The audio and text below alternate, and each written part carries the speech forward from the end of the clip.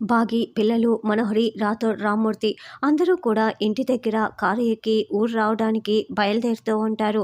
అప్పుడే దారిలో ఒక రౌడీ, "రేయ్! బాగుమతి వాళ్ళు ఇదే రూట్‌లో వెళ్తున్నారు. వాళ్ళ ఊరి వైపు వెళ్ళకుండా ఇదిగో ఇక్కడ రాళ్ళు అడ్డం పెట్టండి. టేక్ డైవర్షన్ అన్న బోర్డు పెట్టండి. అప్పుడు ఇక్కడ రోడ్డు లేదనుకోని వాళ్ళు వేరొక రూట్‌లో వెళ్తారు. అదే మనకు కావాలి" అని ఒక రౌడీ చెప్పడంతో, "అలాగే అన్నా" అని రోడ్డుకి అడ్డంగా మొత్తం రాళ్ళు పేర్చేస్తారు. టేక్ డైవర్షన్ బోర్డును కూడా పెట్టేస్తారు. "రేయ్! అదుగోరా కార్లు వస్తున్నాయిరా రండ్రా దాక్కుందాం" అని రౌడీలు చెట్ల చాటున దాక్కొని బాగి వాళ్ళ కారుల్ని పరిశీలిస్తూ ఉంటారు. బాగి పిల్లలు ఉన్న కార్‌ని రాథోడ్ డ్రైవ్ చేస్తూ ఉంటే, మనోహరి, చెంబ, రామ్మూర్తి, మంగళ నలుగురు కూడా ఇంకొక కారులో వస్తూ ఉంటారు. అమర్ ఇక్కడ ఎక్కడా కూడా మనకు కనిపించరు. రోడ్డుకి అడ్డంగా రాళ్ళు ఉండటంతో రాథోడ్ కారు ఆపేస్తాడు.